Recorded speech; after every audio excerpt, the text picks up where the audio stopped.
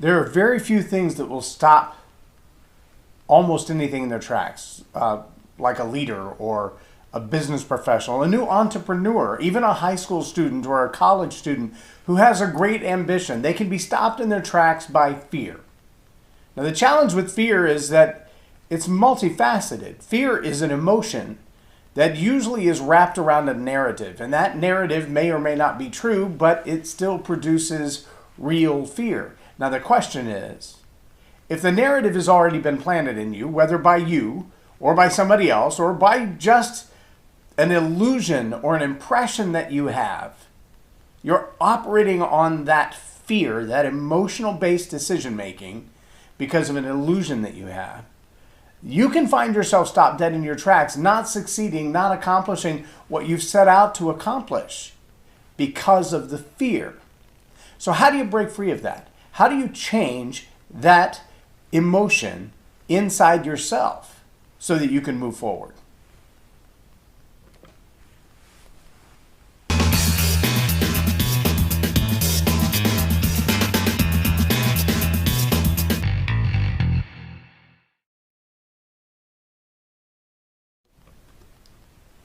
I'm J Loren Norris with Leading Leaders Podcast, and I recently had just a little tiny modicum of this whole experience. And I say recently, yesterday, I addressed a fear that I've had for a while. This is going to seem really silly, but it's a really solid illustration of the concept that I want to talk about.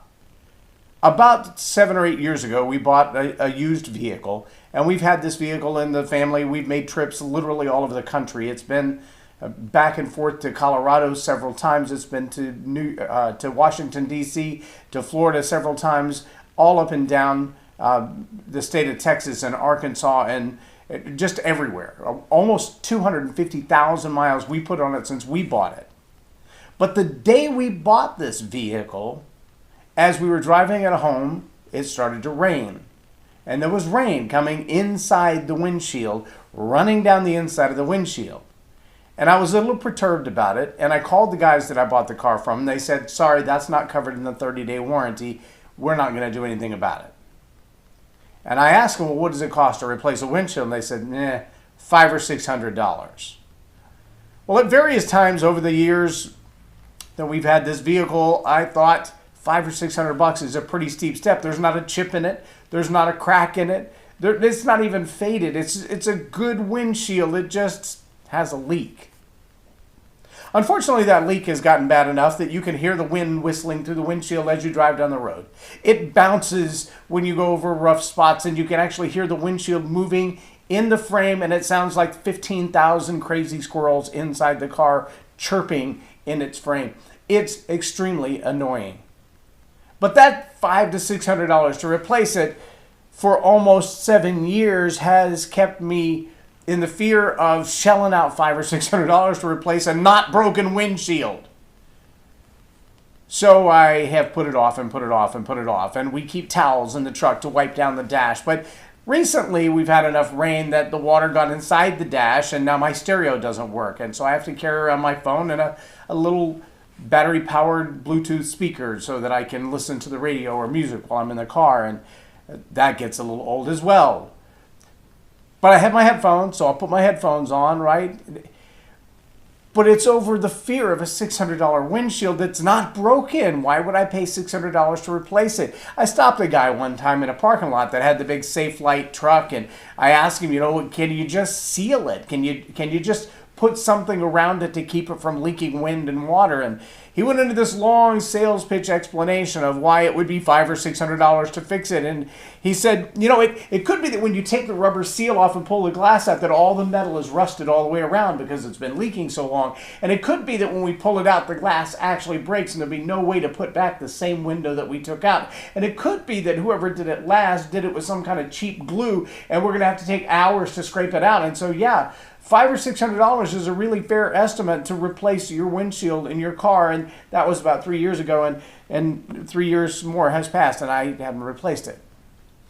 Well, yesterday, driving my wife to work because she doesn't like to drive in the blinding rain, she got rained on in my truck. She got wet. She wasn't happy about it. So I decided to do what I hadn't done until yesterday.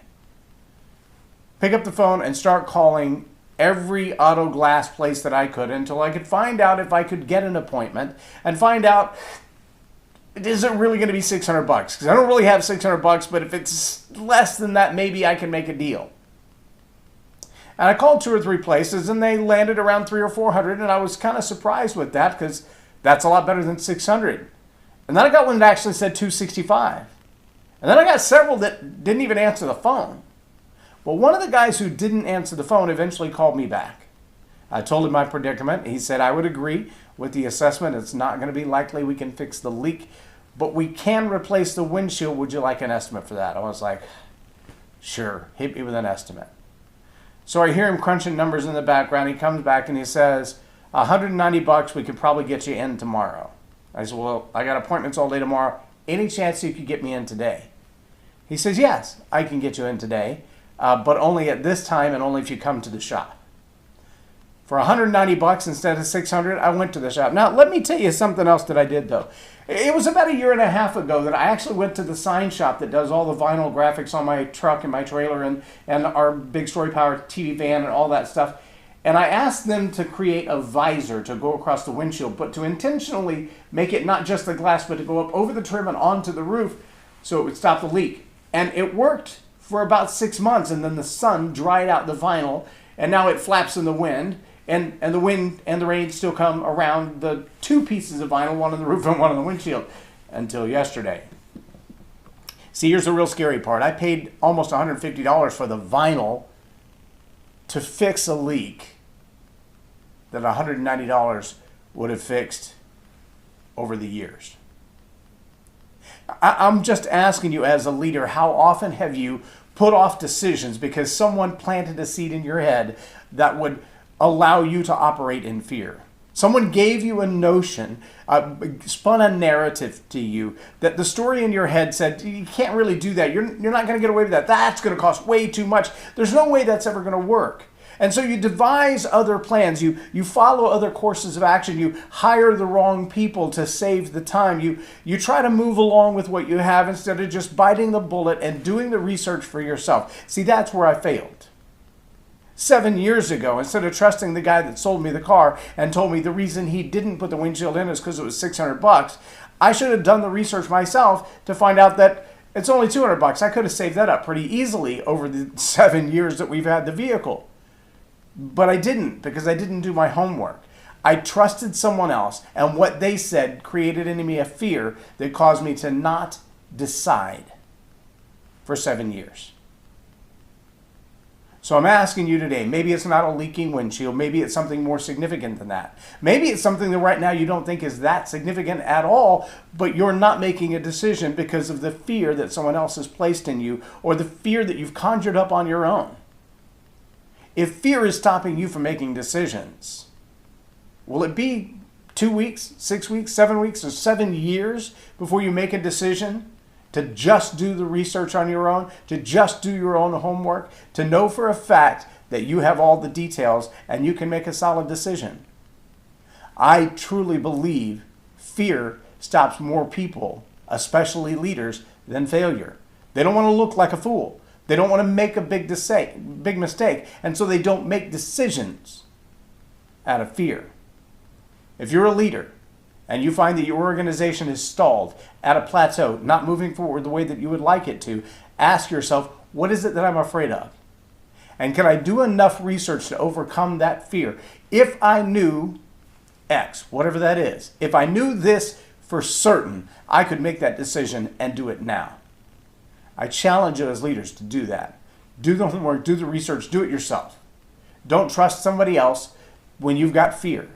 Do the research yourself so you know for a fact